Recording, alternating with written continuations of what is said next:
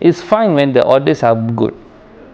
But kita telah belajar daripada time COVID-19, kegagalan certain SOP, ada yang tak masuk akal, yang ada yang sendiri yang telah dirungkai oleh menteri kesihatan sekarang dan juga lepas, ada yang betul-betul tak logik dan tak relevan. We knew that now the mask didn't work. We knew sekarang SOP lockdown tak membawa apa-apa keberkesanan. We knew today that the vaccines didn't do a good job. The immune system, herd immunity gagal untuk tercapai. So kalau benda ni baru berlaku 2-3 tahun lepas and segala kuasa ini telah diturunkan sebegini senang oleh hanya 20 orang. Ahli-ahli yang berhormat, yang bersetuju kata bersetuju, yang tidak bersetuju kata tidak. Lebih suara yang bersetuju. Yang hanya dengan pungut suara di parlimen. It is very sad. Dr. Roland Victor adalah seorang profesional perubatan dan pengasas kepada The KL Sky Clinic.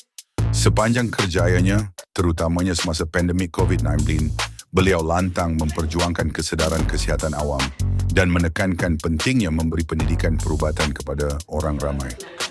Dr. Roland percaya bahawa setiap individu harus diberi maklumat yang tepat dan jelas dalam membuat keputusan mengenai kesihatan mereka, terutamanya semasa krisis seperti pandemik.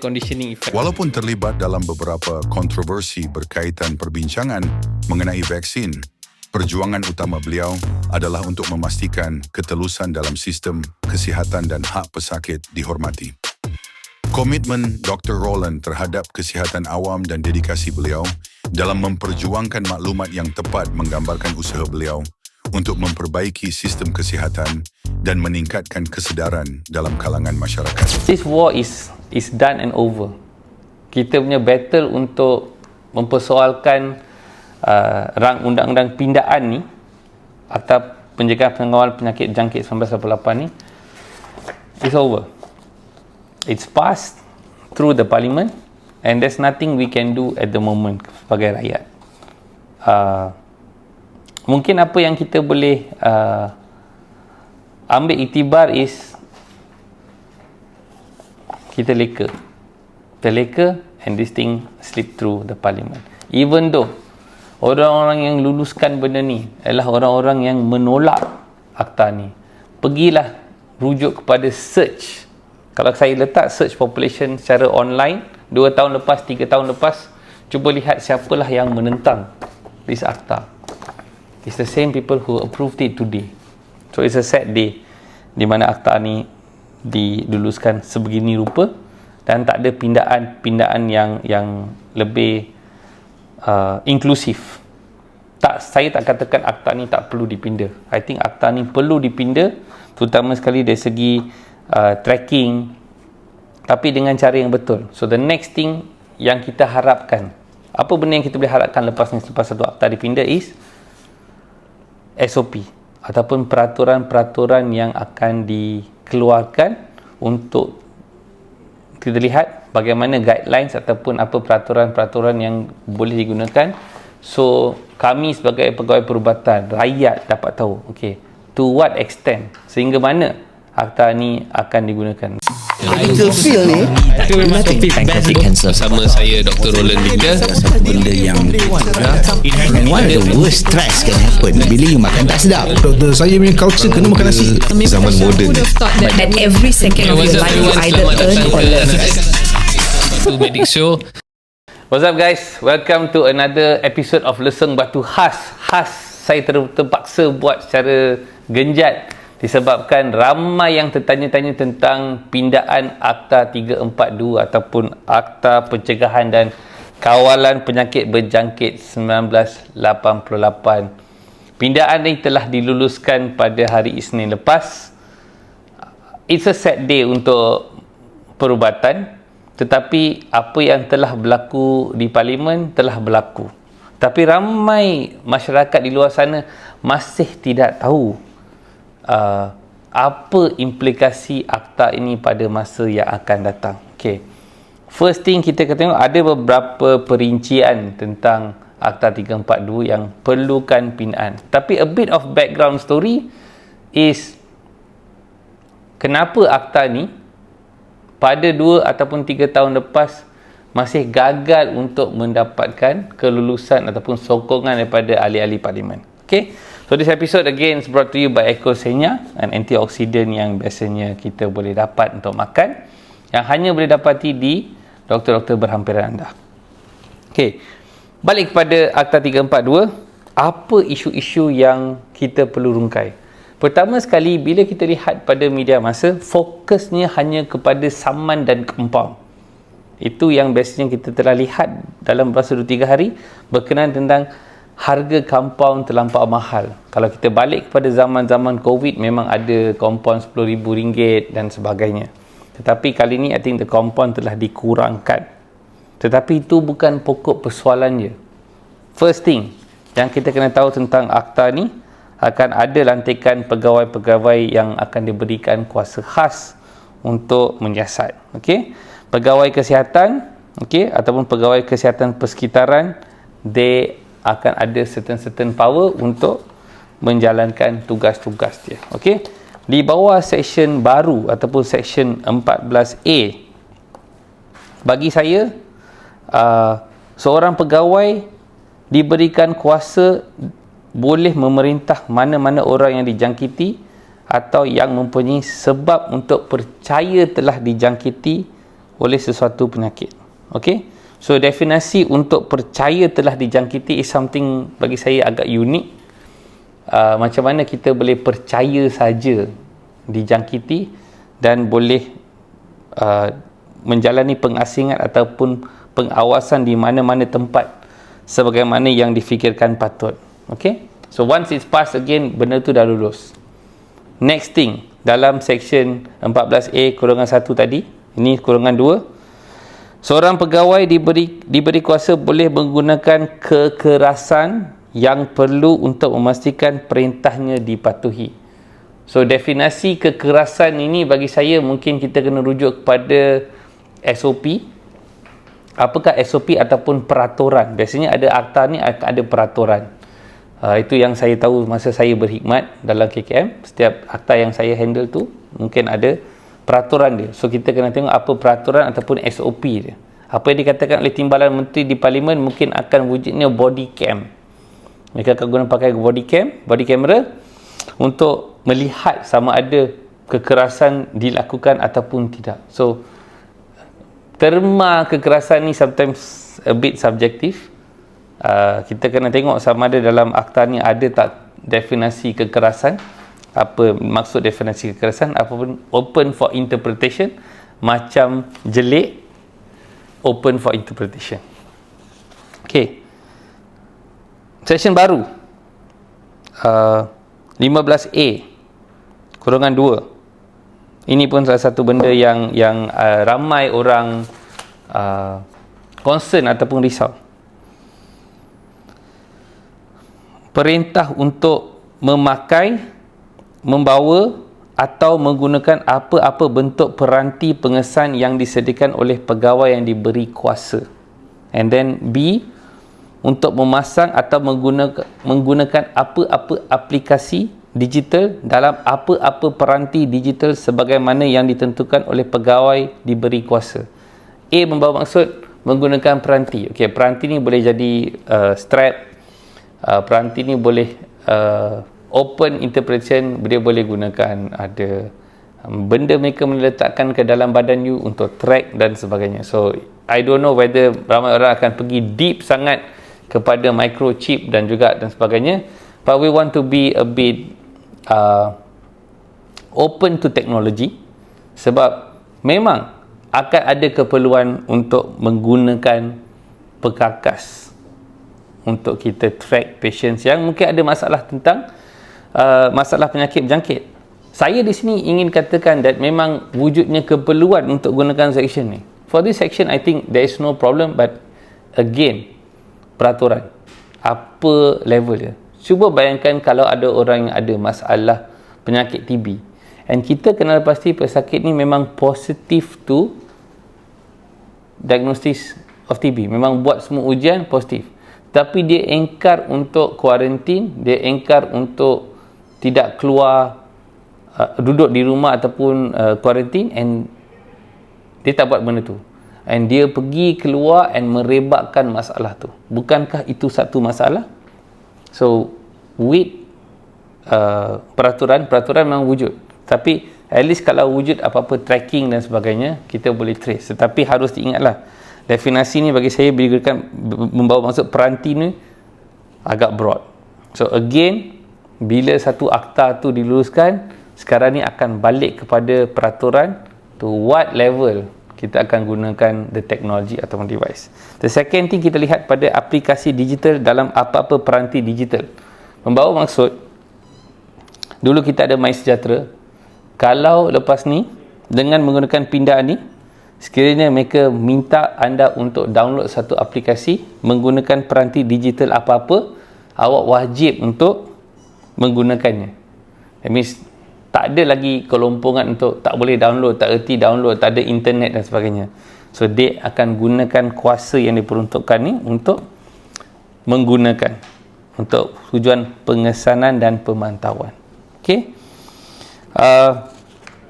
the big thing bagi saya, yang ni bagi saya yang paling sedih sekali lah, okay, ialah arahan seksyen baru 21A, arahan ketua pengarah. Ini yang kami risaukan. I think telah disebut oleh beberapa ahli parlimen dalam meeting ni pun.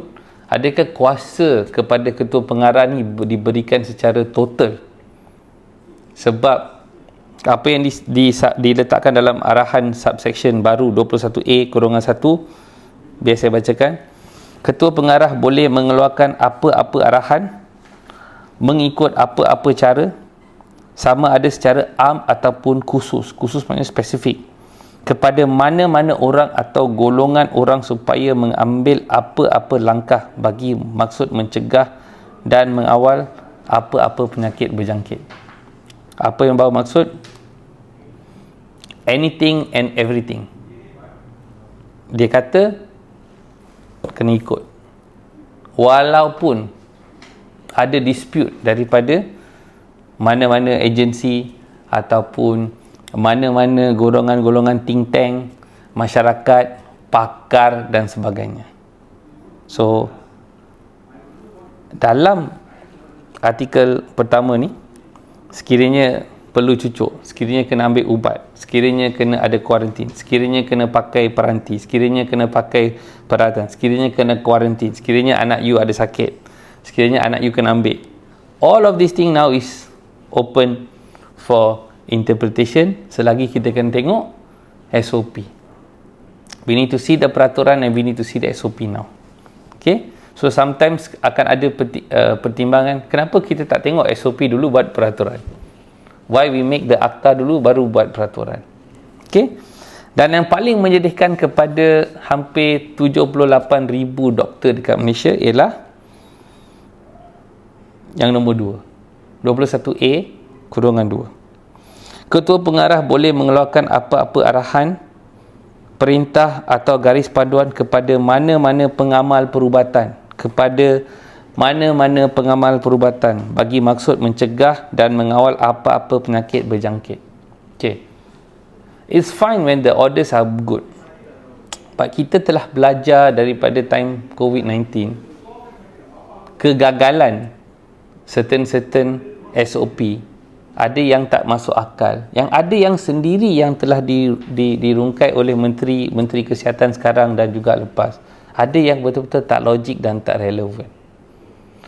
Seperti contohnya pemakaian mask. Masuk ke dalam kedai pakai mask, masuk dalam kedai makan, lepas tu makan buka mask, lepas tu keluar kedai buka mask balik.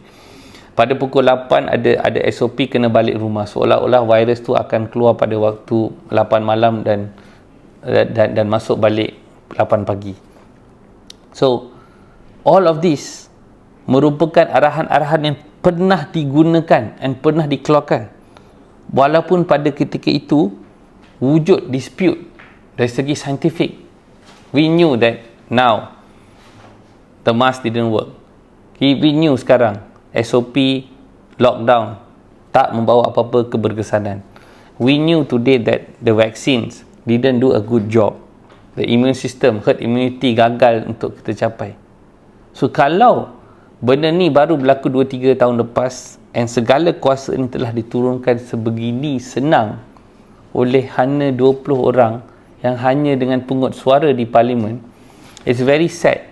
Sangat sedih kepada di mana tak ada pertimbangan daripada persatuan-persatuan perubatan yang mungkin ada juga sebut pada bulan Jun Julai masa bacaan pertama, but there was no progress, there was no discussion, there was no jawatan kuasa khas untuk persatuan-persatuan perubatan ataupun some form of expert think tank ada jawatan kuasa untuk dibawa bincang untuk collective decision. Because when it fails, everybody runs away. Yang jadi mangsa again public dan juga rakyat. So benda ni bagi saya ialah berakhirnya technically suara doktor-doktor perubatan bila melihat kepada isu penyakit-penyakit. Sebab kita akan move kepada yang satu, kedua dan ketiga. Section 21A(3). Mana-mana orang yang melanggar apa-apa arahan, perintah atau garis panduan yang dikeluarkan di bawah section ini melakukan satu kesalahan. Makanya publik dan juga pengamal perubatan juga akan melakukan kesalahan jika melanggar ataupun mempertikaikan pendapat tersebut. So, technically apa yang bermaksud ni, kami ni semua dah officially kena zip mulut dengan this act. So kita tak boleh lagi memperbincangkan benda-benda yang mungkin even tu daripada scientific decision ada kesalahan daripada bahagian arahan yang dikeluarkan ataupun boleh dipersoalkan. Tak boleh dipersoalkan dah lagi. So to all the parliamentarian yang luluskan benda ni, tahniah to you. To all the doctors that kept quiet, thank you for keeping quiet. This is what we got. Inilah kita dapat sekarang. Okay. And kuasa menyiasat, benda ni akan jatuh pada section kuasa penguatkuasaan. Kuasa menyiasat akan mengikut kanun tata cara jenayah. Okay. Criminal Procedure Code Akta 593. And yang sedih yang saya lihat hanya dibincangkan dalam berita hanyalah berkenaan dengan saman. Saman yang dulu mungkin RM10,000, RM5,000, mungkin ada pindaan sekarang. Tapi that doesn't matter because benda tu hanya pada saman. Tapi dari segi suara, dari segi penggunaan peranti, dari segi hak untuk kita bertanya ataupun ada jawatan kuasa khas dan sebagainya, all of that dah tak ada. Okay. Peraturan ni kalau kita lihat dari segi pindaan dia, seorang individu kalau dikenakan denda tidak lebih pada RM8,000 atau dipenjarakan selama tempoh tidak lebih 2 tahun ataupun kedua-duanya, dan dalam hal pertubuhan perbadanan denda tidak melebihi RM50,000 atau dipenjarakan selama tempoh tidak melebihi 2 tahun ataupun kedua-duanya. So much fokus kepada hanya pada denda dan compound. Sama ada compound ni akan membebankan golongan-golongan berpendapatan rendah dan sebagainya. Tapi the main thing kita lihat is kuasa telah diturunkan ataupun telah dibekalkan with limitless power. Tak ada satu jawatan kuasa teknikal khas ataupun non-independent punya parti ataupun NGO dan sebagainya untuk buat expertise untuk buat certain decision together. Tapi apa yang kita lihat secara tersirat, kenapa this akta went through very fast also is bila kita lihat pada apa yang berlaku dalam persidangan WHO dalam discussion penggubalan IHR punya pindaan. The latest yang terbaru, kita dah nampak kuasa tu telah diturunkan kepada the state.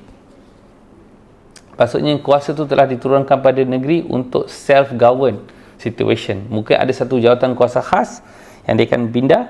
So these laws akan sekarang jadi pelengkap untuk, dalam terma yang senang, ialah a mini IHR punya pindaan untuk persiap sediaan for the IHR to come in. Sekiranya IHR tu diluluskan bulan Disember ke ataupun tahun depan. So this war is done and over. Kita punya battle untuk mempersoalkan rang undang-undang pindaan ni atau pencegahan pengawal penyakit jangkit 1988 ni is over. It's passed through the parliament and there's nothing we can do at the moment sebagai rakyat. Mungkin apa yang kita boleh ambil iktibar is kita leka and this thing slip through the parliament. Even though orang-orang yang luluskan benda ni adalah orang-orang yang menolak akta ni, pergilah rujuk kepada search. Kalau saya letak search population secara online 2 tahun lepas, 3 tahun lepas, cuba lihat siapalah yang menentang this akta. It's the same people who approved it today.